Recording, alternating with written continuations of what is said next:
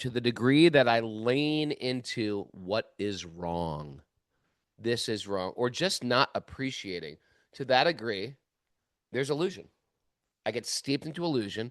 Whenever I'm in illusion, I get a little arrogant. Whenever I'm in illusion, I get a little entitled. And whenever I'm in illusion, I get a little sad. Yeah.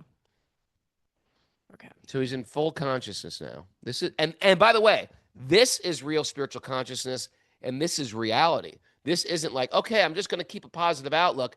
This is reality outlook. The reality is I am tiny, I'm dependent, and the universe is maintaining me, taking care of me, and assisting me to grow. That's not a false imposition of the mind. That actually is reality. God does love us. That is reality. Om Namo Bhagavate Vasudevaya. Om Namo Bhagavate Vasudevaya. Om Namo Bhagavate Vasudevaya.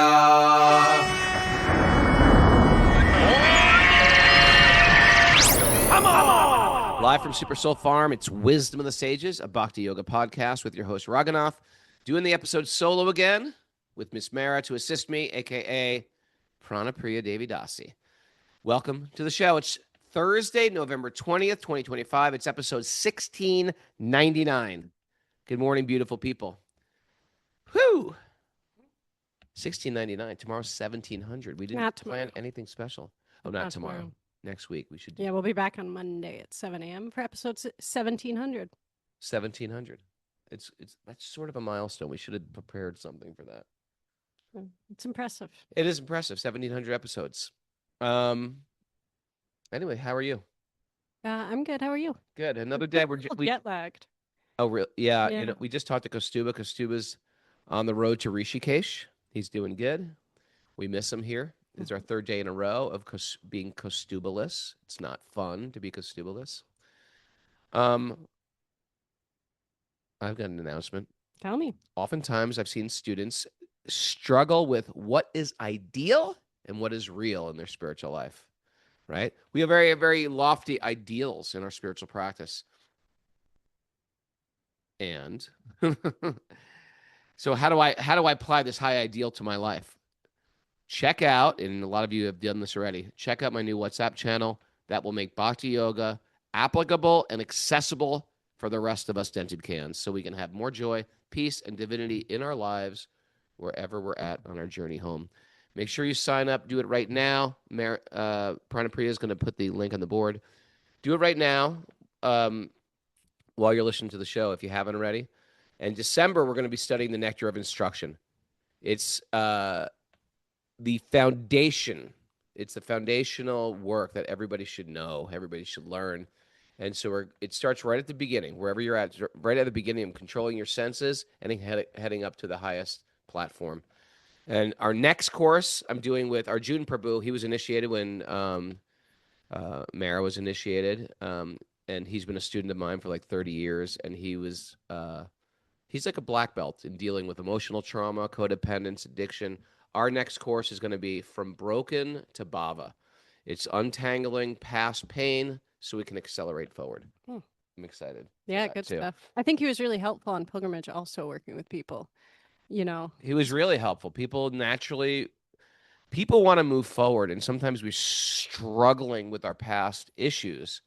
And so it's hard to move forward in Bhakti. We're going to talk about that a lot also in the Nectar of Instruction class too, because the very first few verses of Nectar Instruction are not necessarily about bhakti. They're yogic principles that everybody in any yoga path should follow, but they are how to get to the threshold of bhakti. And these are things that need to be sort of spoken about and reviewed on a regular basis. A lot of times in bhakti culture, you move into an ashram, it's just assumed that you don't have any issues with drinking, meat eating, controlling your senses. No. We're dealing with a bunch of dented cans here. We have to talk about these things, and we have to sort of undo. What is that called? Command X. I have to undo some of my bad habits. Command Z, maybe? Command X. Yeah. All right. Ready to dive into the nugget? Yes, my dear. Okay. I should mention our show schedule next week, Monday, Tuesday, Wednesday, 7 a.m. Eastern time, and we will have Kastuba Prabhu back with us. Back with Special K. Looking forward to it. And now we flipped it. Now he's going to be in India, and we're back here. It's funny how this world works. All right. Our nugget today comes from Charles Dickens. Charles Dickens, he wrote Scrooge, right? A Christmas, what's it called? A Christmas Carol. Yeah, I think so. All right. He writes, reflect upon your present blessings, of which every man has plenty, not on your past misfortunes, of which all men have some. Ooh. That is That's a good. good one, isn't it? Yeah. Charles Dickens.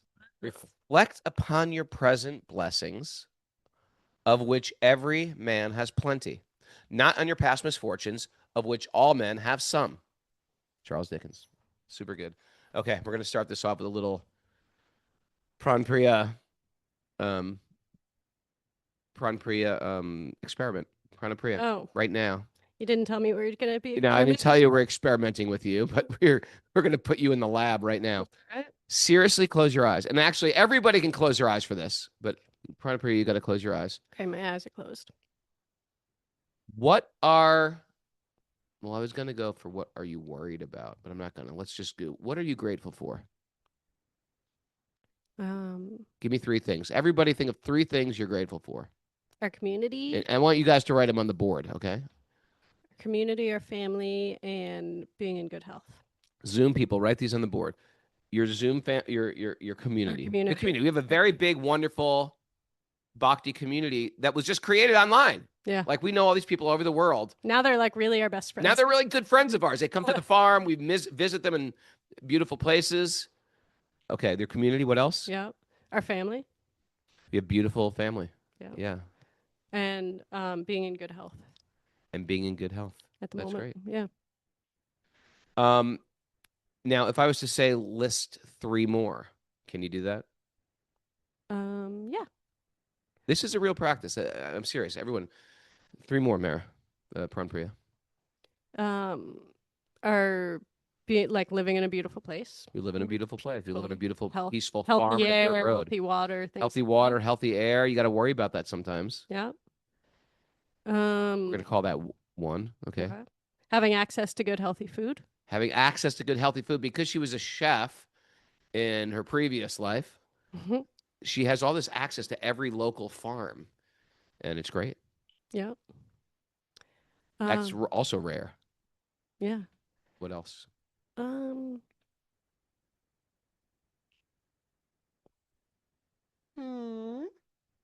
you gotta, come on. I mean, there's just a lot. I'm just trying Okay, to just think of 1. my dad. You got a great My dad. father. I was going to say that too. You got Yeah. a great dad. I do.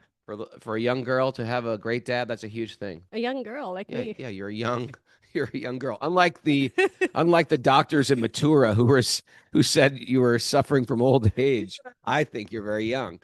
Thank you. So anyway, Better perspective. there is now we could have done the same thing for give me 3 misfortunes in your life, couldn't we? Right, 3 misfortunes, 3 things you're worried about, 3 things that are going wrong in your life. And you could do that too, but erase that. We're not. 3 things we're grateful for, 6 things we're grateful for. 10, and we should have these at the forefront of mind on a regular basis. Because what happens is, and this is it's called and I think we mentioned this on the show before, the Baader-Meinhof phenomenon, also called the frequency illusion, but also sometimes called confirmation bias. It's imagine you have a blue car. After purchasing it, you start noticing blue cars everywhere. On the road, parked near your house, in advertisements. Suddenly it seems like everybody has a blue car, even though before your purchase, you didn't pay much attention to blue cars. This is the frequency illusion where your focus on the blue car makes you perceive it as more common than it initially seemed. That happened to us with Kia. We had Kia consciousness for a while. Consciousness, yeah. Well, it happens, and in one sense, it's an illusion. In one sense, it's not an illusion, because Kias are everywhere, and so is God, right? It's when you start to focus on Krishna, Krishna starts appearing everywhere. When you start to focus on illusion focuses everywhere. You start to focus on skateboarding, skateboarding appears. Oh, I can skate on that. I can skate on that. grind that. I could drop in off that. And that is where our brains go. And if you use that for what is wrong in my life, that will manifest. And you'll call more wrong things in, right? What is right in my life? What is going right? And let's face it, this is bhakti yoga. It's a world of gratitude.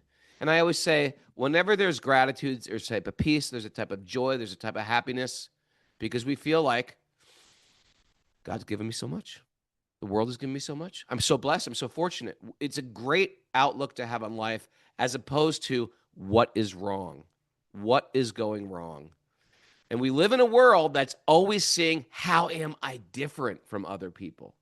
What is wrong with the enemy? What is wrong with the others? Instead of, what is our commonality? What do we have in common? So this type of, whatever you call it, Bader-Meinhof phenomenon, you can call it the secret if you want this, right? Or you can call it frequency illusion or confirmation bias. It's a real thing that's out there. We just direct it towards God, towards spirit, towards Krishna, towards Jesus, towards sweet baby Krishna, whatever you want to call your higher power, towards your higher power, towards spirit, towards spirituality, towards the mindset of people on a spiritual path. Super important for a peaceful, divine life of joy, happiness, and connection. What do you think about that? It's really good. And we're getting into this because we're about to enter a whole new chapter of appreciations. Truthfully, the entire Bhagavatam is so many groups of prayers. And when I was a new devotee, I was sort of like reading through the Bhagavatam, and I'd be like, okay, the prayers of the personified Vedas. Skip it. That's a thick chapter. I'm going to skip that. I'm looking for action. I'm looking for Lord Vishnu to cut people's heads off. I'm looking for people incarnating into, somebody getting Daksha getting the head of a goat, a four-armed appearance, a sweet baby, whatever. I'm looking for some adventure, some exciting, some love affair, some prostitutes flying heavenly airplanes, stuff like that. I'm not looking for prayers. What is this, like Sunday school? But as I'm like a fine cheese, right? I'm aged well. And now I love hearing these prayers. Matter of fact, when I was in the Ganga this year, and I always pray for people I love, people I care about, people who are wonderful. I had this realization. I was like, Ganga Devi, or I was in Radhakund actually. And I usually go in there with a list of people I pray for. And they're powerful places. But then I was just thinking, Krishna knows exactly what I need. Krishna knows. Why am I praying for people? And all I can pray, I don't want to, do I pray for their health? Do I pray for their well-being? Do I pray for their connection? Generally, I pray for their bhakti and their connection, but Krishna knows what I need. Yeah. Krishna knows what these people in my life need. Do you think Krishna is just like, okay, unless you pray for it, I'm not going to give it?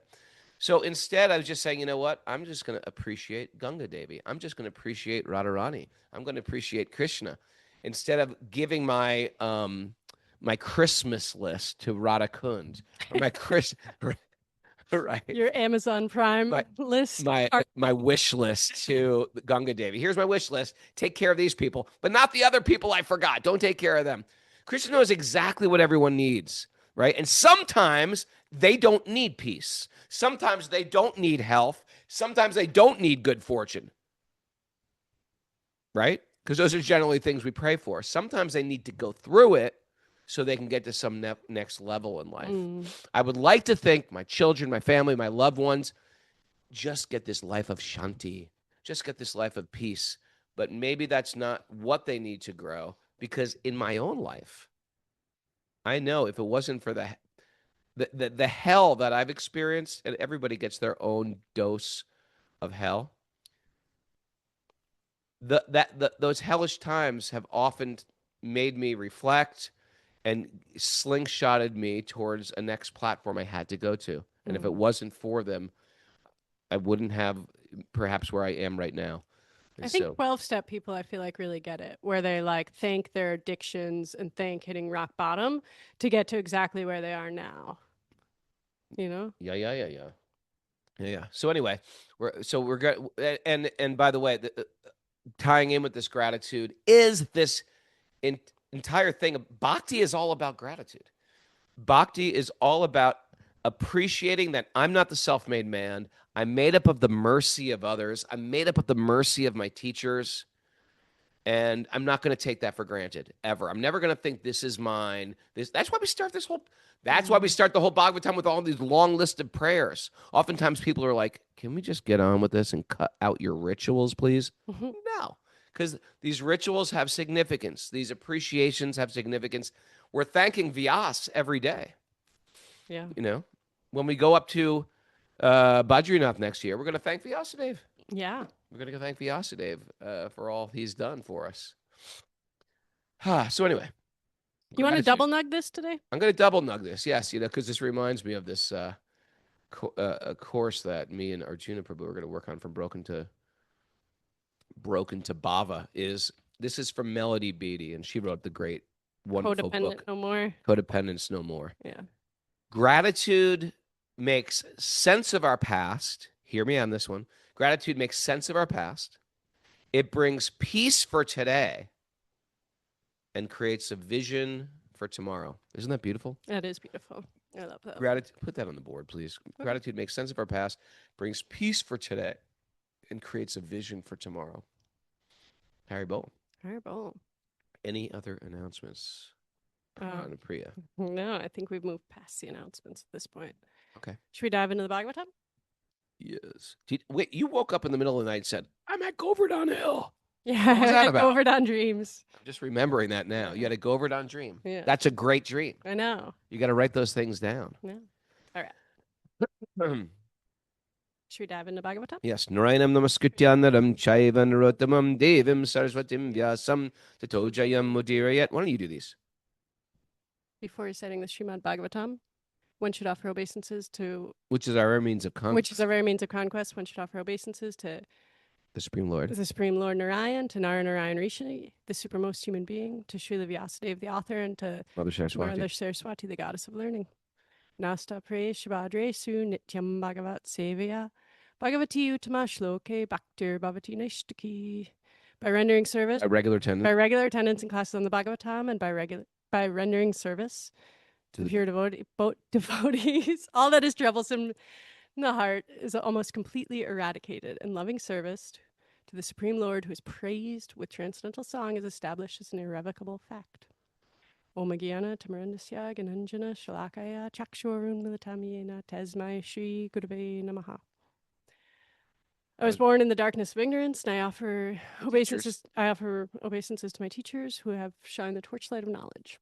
I offer obeisances to their lotus feet. We'll take that. Okay, pretty good. You got to jazz it up a little bit more. Come on. This is Broadway here. We're on line here. You put me on the spot here. All right. Get a little pep in your step when you recite those shlokas. I got to recite them exactly like how I do. Otherwise, I get tripped up Yep. Okay. Yeah. Reading from the Srimad Bhagavatam, Canto 10, Chapter 13, Text 62. We're winding up the chapter. All right. We read and we're winding up Srila Prabhupada's purports. Ooh, that's sort of like a heavy thing. Prabhupada's leaving his body as he's doing this. These purports. All right. I'll read 62 again, and then we'll dive into the purport of that. Okay. And where did Prabhupada want to go when he was dying? Govardhan Hill. He said, "Get a bullock cart and take me around Govardhan Hill." And they were like, "Are you kidding, Prabhupada? That will kill you." He hadn't eaten like in 60 days. His body was like frail. A bullock cart, the roads in India, but just one bounce. Yeah. It's hard to imagine. It's hard to imagine. That book I was reading, Divine Death, there was a lot of stories of similar thing where the Vaishnavis would be on their deathbed and they were like, "Please, I want to go to Govardhan or to Vrindavan." And so, a lot of the times people would sit with them and do like a Manasa Prikram. Oh, really? Yeah, and describe the places around, like going around Govardhan Hill or going around Vrindavan Prikram.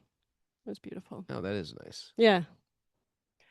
Radha Swami told me that after he got back from Vrindavan and he moved to New Vrindavan, he would sit in meditation every day and walk around Vrindavan. There was the old cowherd boy trail around Vrindavan, doing the Vrindavan Parikram in his mind every day.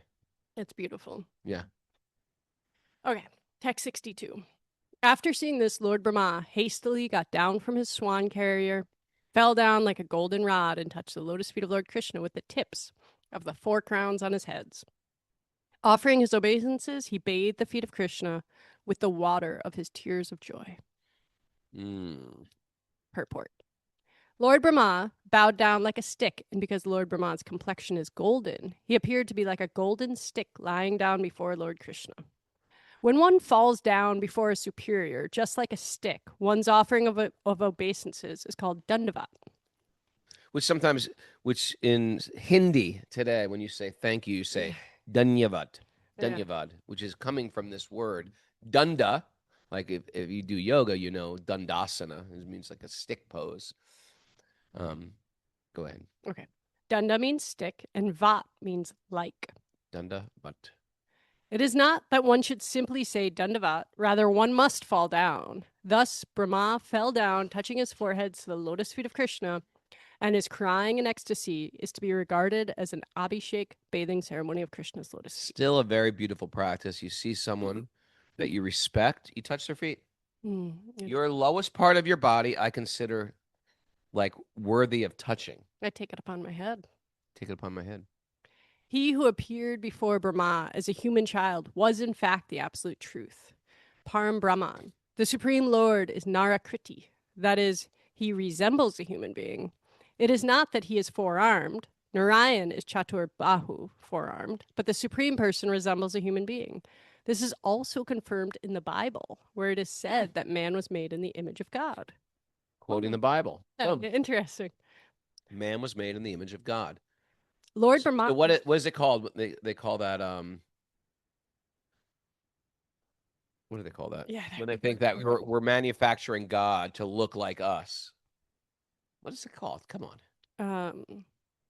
Anthropomorphic idea of God, right? Yeah. God must look like us. And people say, well, no, he doesn't have to look like you. You know, you're just making that up because you look like that. But actually, we are made in the image of God. Now, we also can say, well, also we believe in Lord Boar or Lord Tortoise. Glad we are made in Lord that image. Fish, you know. But in this original form, yeah, we look like sweet baby Krishna. Okay. Lord Brahma saw that Krishna, in his form as a cowherd boy, was Para Brahman, the root cause of everything, but was now appearing as a human child loitering in Vrindavan with a morsel of food in his hand. It's so good because it's sort of like you're really sort of like this destitute child just walking around with a little food. Yeah. I feel like, I mean, you know, I eat quickly, and I always eat No, food. you don't. I do, but anyway, You want to eat quickly? Welcome to the table when I eat. You're going to meet Neither of us are like You're going to call me like the Hoover vacuum. But I think about Tarun, when was it? There was a while ago where we were driving to the city and I made breakfast sandwiches for everyone. And it was early in the morning. We were heading to the airport. And so Tarun fell asleep with like half a breakfast sandwich in his hand. And then he'd wake up and take a bite. But it was like, he was just like loitering with a morsel of food in his hand. Loitering with a morsel of food. It's like a little charming, it's a charming feature of children. I feel like adults just like shove it down. At least I do. Yeah. Astonished, Lord Brahma hastily got down from his swan carrier and let his body fall to the earth. Usually the demigods never touch the ground. Interesting. Yeah. But Lord Brahma, voluntarily giving up his prestige as a demigod, bowed down on the ground before Krishna. Although Brahma has one head in each direction, you were wondering about that. I was wondering. I thought maybe they're all in a line. Although Brahma has one head in each direction, he voluntarily brought all his heads to the ground. He must have rolled. And touched Krishna's feet with the tips of his 4 helmets. Although his intelligence works in every direction, he surrendered everything before the boy Krishna. It is mentioned that Brahma washed the feet of Krishna with his tears. And here the word sujalai indicates that his tears were purified. As soon as bhakti is present, everything is purified. Therefore, Brahma's crying was a form of bhakti-anubhav, a transformation of transcendental ecstatic love. That was beautiful. It was beautiful. Thank you. All right. I think we're going to finish this chapter today. Yeah. Rising and falling again and again at the lotus feet of Lord Krishna for a long time, Lord Brahma remembered over and over the Lord's greatness he had just seen. One of these things, it's like the difference between gratitude and taking things for granted. And to the degree that I take my family for granted, the people that love me for granted, my situation for granted, to the degree that I lean into what is wrong, this is wrong, or just not appreciating, to that degree, there's illusion. I get steeped into illusion. Whenever I'm in illusion, I get a little arrogant. Whenever I'm in illusion, I get a little entitled. And whenever I'm in illusion, I get a little sad. Yeah. Okay. So he's in full consciousness now. This is and by the way, this is real spiritual consciousness, and this is reality. This isn't like, okay, I'm just going to keep a positive outlook. This is reality outlook. The reality is I am tiny, I'm dependent, and the universe is maintaining me, taking care of me, and assisting me to grow. That's not a false imposition of the mind.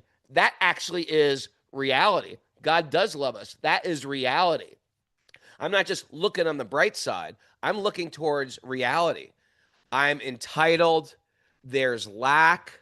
There's nothing for me in this world. Everything's going wrong. That's illusion, and that'll make you suffer. You want to sign the contract for that? No thanks. No, thank you. Thank you. All right. Purport of 63. As stated in one prayer. Okay, Sorry, you want to go ahead? Nah, just say it. Just say it in English. Let others study the Vedas, Smriti, and Mahabharata, fearing material existence, but I shall worship Nanda Maharaj, in whose courtyard is crawling the supreme Brahman. Nanda Maharaj is so great that the para Brahman is crawling in his yard, and therefore I shall worship him. Haribo. Brahma was falling down in ecstasy because of the presence of the Supreme Personality of Godhead, who exactly resembled a human child. Brahma was naturally astonished. Therefore, with a faltering voice, he offered prayers, understanding that here was the Supreme Person. Very cool. All right, last text, 64. Last text. Prabhupada's last purport, I think. Then, rising very gradually and wiping his two eyes, Lord Brahma looked up at Mukunda. Lord Brahma, his head bent low, his mind concentrated, and his body trembling, very humbly began with faltering words to offer praises to Lord Krishna. Very bold. Purport. Brahma, being very joyful, began to shed tears, and he washed the lotus feet of Krishna with his tears. What a beautiful scene for Prabhupada to end his purports on, to be leaving his body. Yeah, and what a perfect way to leave your body. I mean, I'm just trying, the whole thing is riddled with romance. This is real romance, not just I saw her across the diner. She looked at me, I looked at her. That's not romance. This is real romance. You're on your deathbed and you're reading the Srimad Bhagavatam that will, these sound vibrations, these recordings, there was somehow the devotees were clued in that this is not ordinary. And Prabhupada's entire journey, practically speaking, for the last 11 years of his life was so well documented, so well recorded, incredible films, incredible, recordings of lectures. They weren't short-sighted. They had this bigger picture. And here he is, the most romantic way of leaving the world. This is romance. I'm leaving the world, going to Krishna, giving these final instructions. All these just students are by our bedside, and they're encapsulating a treasure chest that's going to last us till eternity. Come on, people! How fortunate are we? This is incredible. It's incredible. Yeah, speaking of documenting Prabhupada's life, I also, I really love those YouTube series of Prabhupada memories. Oh, in which people reflect. Pranapriya is so into these, and she plays them all the time. She's cooking, she's playing.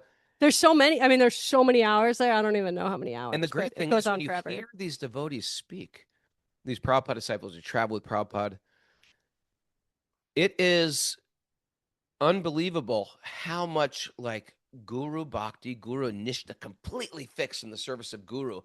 And when the Guru came, he touched them so deeply, moved them wherever they were at. He basically took them on the shoulders and repointed their direction towards light, love, God, truth. Yeah. etc. And they've all been radically transformed. Totally. And it's like, these people who had such a small interaction with Prabhupada when they were, maybe 20, 22. And it was so filled with like love and, whatever it was that they needed, that it's like kept them connected to Prabhupada and Prabhupada's mission for the rest of their life. Yeah. It's amazing. beautiful. It's Yeah. amazing. Okay. Back to our purport. But Repeatedly, he fell and rose, and he recalled the wonderful activities of the Lord. After repeating obeisances for a long time, Brahmā stood up and smeared his hands over his eyes. Srila Vishwanath Chakravarti Thakur comments that the word lochana indicates that with his two hands, he wiped the two eyes on each of his forefaces. wait, let's read that again. With his two hands. He wiped the two eyes on each of his forefaces. Okay. So he's only got two hands, huh? Yeah. I thought he'd have some extra hands to work on. You'd think. Scratching your head. And Seeing the Lord before him, Brahmā began to offer prayers with great humility, respect, and attention. Thus ends. Chapter 13. Well, there was a beautiful Sorry. way they put that. And- Miss Mara, can I go back? Yeah, go ahead. How do you go Back back? arrow. This way. When you do something wrong, I'm going to call you Mara. Do something right, I'm going to call you Pranapriya. Thus ends the Bhakti-Vedanta purports of the 10th canto, 13th chapter of the Srimad Bhagavatam, entitled The Stealing of the Boys and Calves by Brahmā. Prana? The problem is that you'll be calling me Mara a lot more than Pranapriya. Oh, no. Okay. Brahma's prayers to Lord Krishna. Text 1. Lord Brahmā said, "My dear Lord, you are the only worshipable Lord, the Supreme Personality of Godhead, and therefore I offer my humble obeisances and prayers just to please you. O son of the king of the cowherds, your transcendental body is dark blue like a new cloud. Your garment is brilliant like lightning, and the beauty of your face is enhanced by your gunja earrings and the peacock feather on your head. Wearing garlands of various forest flowers and leaves, and equipped with a herding stick, a buffalo horn, and a flute, you stand beautifully with a morsel of food in your hand." Okay, hear me on this one. Very often, I can speak for myself. When I grew up in a religious family, especially when I was little. I think they got less religious as I got older. Now my mom's just got papers scattered all over her desk of like, I don't know, nothing is not so religious, my mom now. But whatever, she's done her duties in this world. But my point is this. When you go to church, when I went to church, there was just like a list of some prayers that in my mind that I wanted to pray for, and I didn't know what to pray for. What do I pray for? For me, I ended up praying for girlfriends. I prayed for, I think I've mainly prayed for girlfriends. I've all my prayers. Pray for some stuff. And it might sound funny, but how is God described? All powerful, all knowing. And so therefore you left with this, like, what do I say to God? Do I say a prayer? What is my relationship? Do I talk to God? Do I tell my troubles? Yeah, you can do that. Do I tell my joys? Yeah, you can do that. But truthfully, sometimes we go to the deity of Krishna or to a temple and we say, what do I say? What do I say to Mother Ganga? What do I say to Tulsi Devi? What do I say to a deity of Prabhupada? What do I say to Radha Govinda at the temple? And we're like sort of stumped with like, I don't know. For the longest time, I didn't know what to say when I would visit the temple. Just, I love you. I love you, God. Please love me, or things like that. And so these are beautiful prayers that you can learn. And these are things that you can memorize. You can memorize one good prayer, even if it's as simple like Ishvara Parama Krishna. Right? That's a simple one from the Brahma Samhita. Ishvara Parama Krishna. You are the supreme controller, Sri Krishna. Satchit Ananda Vigraha, your form is Satchit Ananda. Anadir Adir Govinda Sarva Karana Karanam. You're the cause of all causes, the original being. So these are beautiful glorifications of God. And you can look at that in the same way when you meet a superior. Like oftentimes when we meet maybe our father or something like that, or mother. Oftentimes, if we're seeing them, we have a list of desires. hey, can you loan me this? Can you help me with this? We have like some desires in a bag and we're just waiting. Okay, this is a good time. I'm going to ask you, I'm trying to get a new car. Can you help me out with the down payment or something like that? But imagine if seeing that person, that authority in your life or that elder, if you just appreciate them and you give them these appreciations instead of these demands. What a night, even if you have a demand, even if I say, I need a down payment for a car, can you help me with that?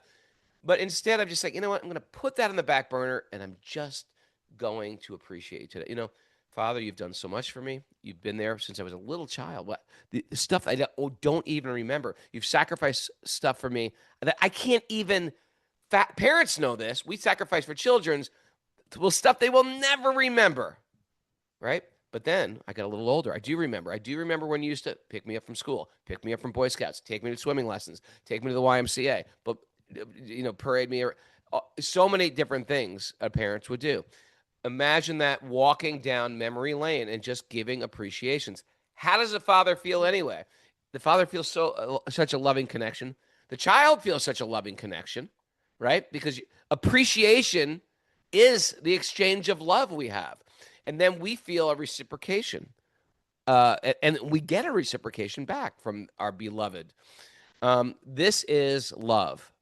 Now, very often, interestingly enough, when you have nothing but appreciation and no material desires, what's that verse we always go? Moksha karma udaradi. Whether you approach the Lord with kama or akama or no desires, right? Whatever you want, we approach the Lord for. But we're really there just to appreciate the Lord. And when you're really in this high stage of appreciation, and we're going to bring it back to our tiny micro Fibonacci spiral micro idea of relationship, and I'm just appreciating the parent. Very often the elder thinks, this guy is so mature. You know, sometimes my little son who's like 11 years old, he'll just be like, thanks for everything, Dad. You've spent so much money taking me to India. You don't have to. I say, hey, you want me to get you a present? You don't have to get me anything. Oh, I have my own money. I can buy this. He goes, I've got my own money. I don't need this. You've paid so much for me just to come here. And it's just like, when a person says that, you want to give them more things. So oftentimes, not because we're trying to manipulate God with prayers, but when we actually want nothing in return, Krishna gives us everything. Yeah. Yeah, I was thinking of Tyrion through this whole thing. He'll sometimes like appreciate, like there was once where we were flying back from California and then we got like rerouted and we ended up landing in Boston and rented a car and drove back. And we were all so exhausted. And then I said, well, I'll just take the car back to the rental car return in Albany Airport. You guys can just hang out at home. And when I got back, Tarun was like, thanks so much for returning the rental car. That was really good. And I was like, it's like not even his responsibility. You know what I mean? Like the fact that he even knew what I was doing was right. So sweet. But it's like the point isn't that I have such a great kid. No, it was an endearing, it's just so endearing, you know? Right. It's endearing to the elder. So it's endearing to Krishna when we just get my wants and desire. Don't you think the father knows the desires of the child? The parents are going to make dinner. Anyway, the child doesn't have to ask. The parents are going to make dinner. We don't have to ask God for stuff. God's already provided. We just have to appreciate what we have. This is the overwhelming theme today. Okay. All right, text 2. My dear Lord, neither I nor anyone else can estimate the potency of this transcendental body of yours, which has shown such mercy to me, and which appears just to fulfill the desires of your pure devotees. Ooh. Although my mind is completely withdrawn from material affairs, I cannot understand your personal form. How then could I possibly understand the happiness you experience within yourself? You know what? I just have appreciation for Kaustubha today. I'm just thinking, here's Kaustubha. He's given his whole life to God. He doesn't ask for much in this world at all. I don't think he asks for anything. Anything. No, he doesn't ask for anything. And he has everything. Mm-hmm. Yeah, like Krishna takes care of him. He just, even from a mundane perspective, if you don't believe in this God stuff or religious stuff, Kaustubha lives he's got a beautiful spouse. He's got a beautiful home. He eats incredibly fresh, organic, natural foods. He travels the world, but truthfully, he doesn't ask for any of it. It just comes. I just got this really nice message this morning from, Arjuna. He was just like, and it was all filled with, "Hey, Raghunath, thanks very much. You've been preaching to me for years to just surrender to Krishna, and I've always just sort of fought it. And actually, everything I've just given up." He always says it. He goes, "I've given up everything," and then Krishna keeps on giving me stuff back. This is the mood for all of you guys who are surrendering to Krishna. You give yourself to God, pure devotional service. Krishna takes care of what you need. It just happens that way. And the problem is, I'm focused on what I don't have. I'm focused on how I'm not getting the money, the resources, the situation, the position. I'm focused on that, and because of that, there'll never be enough. Yeah. All right. Text 3. Thank you. I want to read this one. Okay. Those who, even while remaining situated in their established social positions, throw away the process of speculative knowledge, right? That's Jnana Yoga. And with their body, words, and mind, offer all respects to descriptions of your personality and activities, dedicating their lives to these narrations, which are vibrated by you personally and by your pure devotees, certainly conquer your lordship, although you are otherwise unconquerable by anyone within the 3 worlds. Yeah. Pranapriya. Yes. Shall we continue? Yeah. Text 4. My dear Lord, devotional service unto you is the best path for self-realization. If someone gives up that path and engages in the cultivation of speculative knowledge, he will simply undergo a troublesome process and will not achieve his desired result. As a person who beats an empty husk of wheat cannot get grain, one who simply speculates cannot achieve self-realization. His only gain is trouble. I'm trying to move ahead. I'm trying to drive forward. What happens if I'm speeding down the highway, but I'm like, oh, and I'm constantly sticking my head out the window, looking back. I should have done that. Should have gone off there. That doubt in moving forward really creates havoc on our way of acceleration and driving forward. The constantly being caught second guessing myself on my path, holding on to something that never served me in the past, lamenting for past sense gratification, cut it. Just cut it like you're throwing a piece of trash. I don't want to say trash because I don't want to encourage littering, but a banana peel. Banana peel. Not trash, biodegradable, especially if we're in a place that grows bananas. Some people say, no, you can't throw bananas out the window. They're not from this, whatever. Apple core. Driving down the highway, throw it out the window. Don't look back and like, my apple core, my apple core. It's gone. Drive forward. Let go of the past. Let go of the lamentation of, oh, don't. This is a trick. This is a trick of Maya, is relishing illusion. Do not relish the illusion. Oh, and that was really good. No, you know it was not good. You know it didn't satisfy you. Don't relish the past.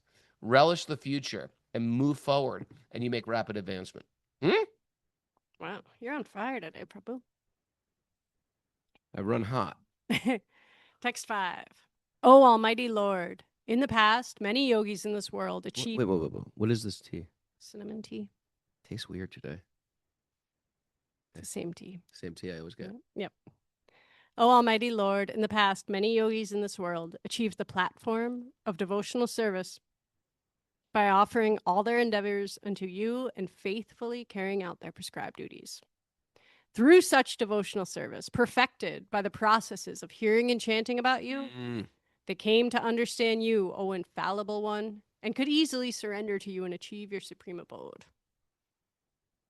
Okay, I'll read the next one. Non-devotees, however, cannot realize you in your full personal feature. Naham prakasha sarvasya, right? Yoga maya samabritaha. I'm not, that's Krishna says in the 7th chapter of the Gita, I am not manifest to the foolish and unintelligent. Why isn't he manifest? They're not looking for him. Krishna is right in front of our face. You're not looking. You're looking the other way. Our what's it called again? Our Frequency illusion? frequency illusion or Confirmation bias? confirmation bias. Yeah, you're not looking for the blue car, duh. Dum-dum. That's why you don't see Krishna. You're not looking for Krishna. You're not looking for spirit behind everything. You're trying, matter of fact, sometimes, especially scientists are going to this world, how can we figure out everything without this God stuff? You can't. You'll find everything except God. But if you see God behind everything, you'll see that is the thread that's keeping all the pearls together. So the non-devotees, however, cannot realize you in your full personal feature. And of course, once you're a non-devotee means it's random. The world is random. There is no rhyme or reason. There's no cause of all causes. Everything has no cause. It's all just based on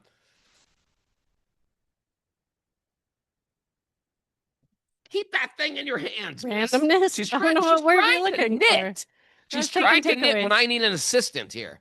I can't always come up with the word you're looking Okay, for. drop those needles, damn it. Anyway, the point is the non-devotees are if you're a non-devotee, then why would you have appreciation? Everything's just random.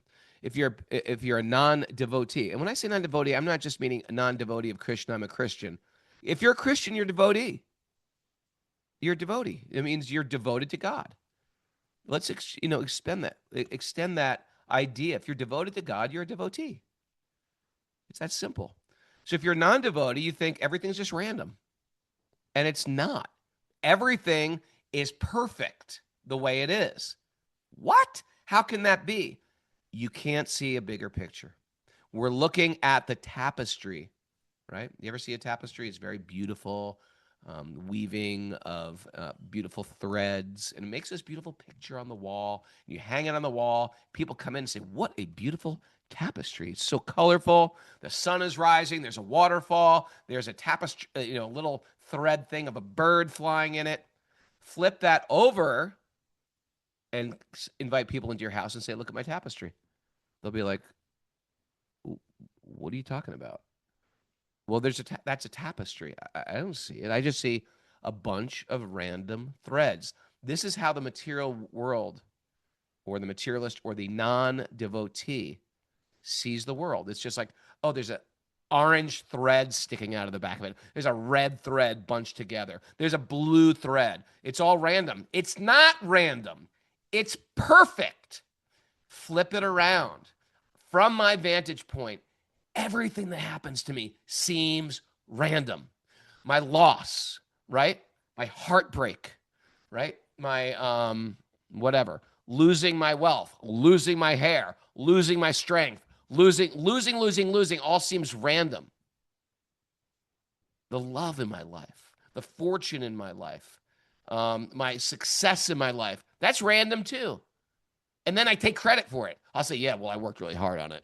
Yeah, well, guess what? You might have worked hard. That's one of the 5 factors of action. But there's also the place, your karma, the time. These are all things that give you what you got. And we want to take credit for everything. Well, it's good fortune because, the stock market was good. I really knew how to predict the stock market. I knew to invest here. I knew I should buy real estate at this time in my life. I knew that if I raise these kids like this, they're going to turn out like this. And sure enough, there's a chip off the old block. No, you don't understand. There's a lot of great people that are completely together and their kids head south real quick. You had something to do with it, but there's so many things involved. So non-devotees think things are random, like that flipped over tapestry. Devotees understand everything is by the mercy of the divine. What do you think about that? Pranapriya, Nitya Knitter. Beautiful. Beautiful, Prabhu. Nitya. Do you want to finish this text and then we'll go into takeaway? Oh, yeah. Non-devotees, however, cannot realize you in your full personal feature. Nevertheless, it may be possible for them to realize your expansion as the impersonal supreme by cultivating direct perception of the self within the heart. Okay, that's another way to understand God, like the Paramatma. Paramatma means God is in my heart. Everything is God, right? But they can do this only by purifying their mind and senses of all conceptions of material distinctions and all attachment to material sense objects. Only in this way will your impersonal feature manifest itself to them. Let's hear that again. They can only do this by purifying their mind and senses. We like to think there's some shortcut to God realization. We're like, okay, I don't believe in this Krishna thing, but I'll go for mukti. I'll go for liberation. Okay, you want that? You don't think you got to work for mukti? You got to work. You might even have to work harder, right? They can do that only by purifying their mind and their senses of all conceptions of material distinctions and all attachment to material sense objects. Only in this way will your impersonal feature manifest itself to them. It's not like that is the easy path. But here's the deal. If you want to climb Everest, say, you got to train for it. These things aren't like, we can't take valuable things so cheaply. I want to take a drug and I want to experience God. Come on, guys. You really think God is that cheap? You really think the most valuable thing is that cheap? Pranapriya, what we got today? Ready for some takeaways? What did you put in my drinks today? I'm like ready to tackle somebody. I know you are. You're really amped up today. I'm a morning person, I will say. You are. Yeah, Indeed. I run on hot. As soon as I wake up, I'm like, let's do it. The only person who can top me is Katie Boltz. Katie Boltz is just like, we get to the Gunga, and Katie Boltz makes me pull back a little. Katie's just like, Gunga, Gunga, Gunga. Yeah. She's special. Okay. Focus on the I was like, she's got a pretty powerful energy. I had something to pull back a little from Katie. And Tarun goes, I love her energy. I loved her. Of course he does. Okay. All right. Focus on the blessings. Mm. Oh, okay. Let me imbibe what you're saying here. Focus on the blessings. That is a takeaway, people. I really want you to take that one seriously today. Okay. Focus on the blessings. Bhakti yoga is a world of gratitude. I'm made up of the mercy of others, and I won't take it for granted. I'm made up of the mercy of others, and I won't take that for granted. Can we just say that again and again and again and again today? Thank you. When we're in illusion, we're entitled, arrogant, and sad. When we're in illusion, we are entitled, yeah, arrogant, check, and sad. Yeah. Check. Okay. Don't relish the illusion. Don't stop believing. Don't relish the illusion. You ever do that? You know what I'm saying? You go back to some type of illusory time in your life that didn't give you what you actually needed, especially by today's standards of what is actually pleasurable. Mm-hmm. Because there was at one point in our life, we had a lower standard of what pleasure was. A real low bar. A real low bar. And I never did this because I never really drank, but imagine like going out drinking with your friends. There was a pleasure in that, or I could imagine there's a pleasure. There's a romance of going to the pub or something like that. But if you actually analyze it, was it really pleasurable to imbibe that much alcohol, wake up the next day? It's not good for you, not good for your body. It's just like, no, don't romance over things that never actually gave you a high level of joy. Mm. Good stuff. Gunga, gunga, gunga. The tapestry of our life isn't random. It's perfect. The tapestry of our life. Oh my God, that's a good one. Pranapriya. The tapestry of life is not random. It's perfect. If you're searching for God, you'll see God's hand everywhere. If you're searching for God, you'll see God's hand everywhere. Okay, I like that. And I don't want to start the music yet. I want to unmute Rajasundari Radha. Right. Welcome her back. Okay, go on. And throw the apple core out the window and drive forward. Throw the apple core out the window. Rajasundari Radha is on the show today. I just want to say welcome back to the States. How are you? How are you both? Good. How are you? Good. She's like my younger sister. I never had a younger sister. I've had older sisters. How are you? How was your journey? We had a great group this year, didn't we? Oh my God. It was incredible. I'm trying, it's like, you blink your eyes and then I'm just back in New Jersey. It's quite bizarre. But it was so incredible. Thank you for leading us to all these amazing places. Oh my God, Dave Prayag. Oh my God. Oh my God, these Right. places understand. They're as old as time. Oh my. They've been worshipped as old as time. And you're right. Like in a moment, you're back in Central Jersey or Tom's River, or wherever you're from. And the thing is, and I was just appreciating this too. As crazy as India is, there's like a culture that supports the belief system of appreciation of God, Yeah. of God's names, of the sacredness of the sacredness of the holy name, huh? Yeah. Well, you go there and it's not Western standards at all, right? And if you go there with a material consciousness and agenda, you will be like, what am I doing here? Right.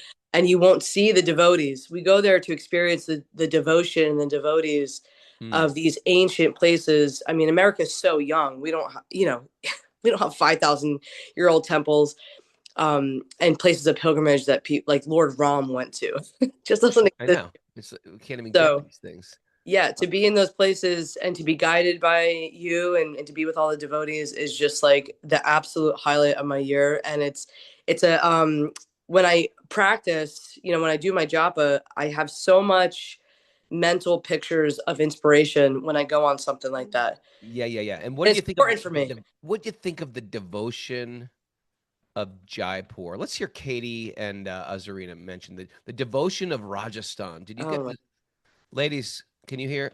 Oh, yes. Oh my gosh. Govindaji and Gopinath. Like when the Gopinath temple, that had to be the highlight of like everyone's families were there.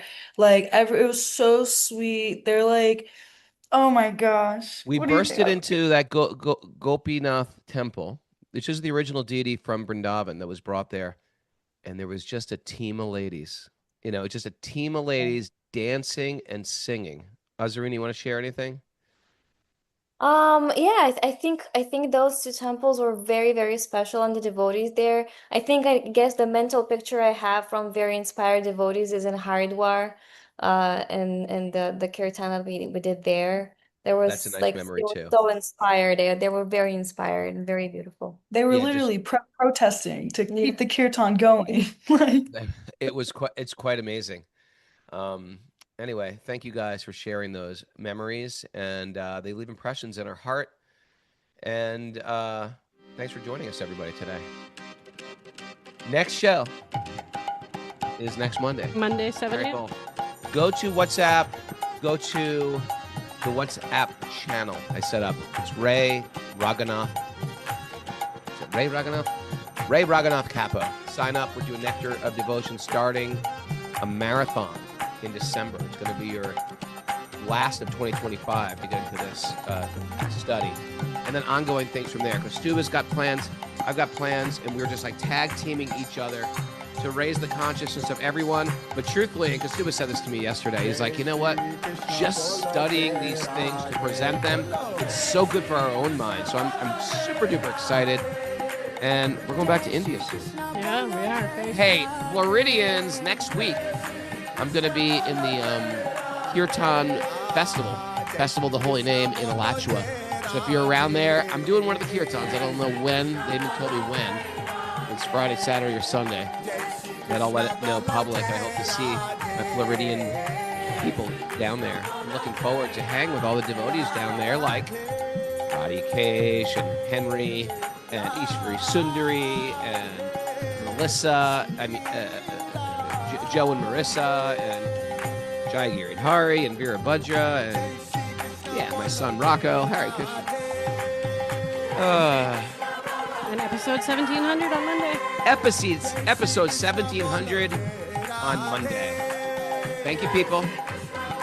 It's a beautiful day. For a beautiful day, let the magic continue to flow and the Maha Haribo.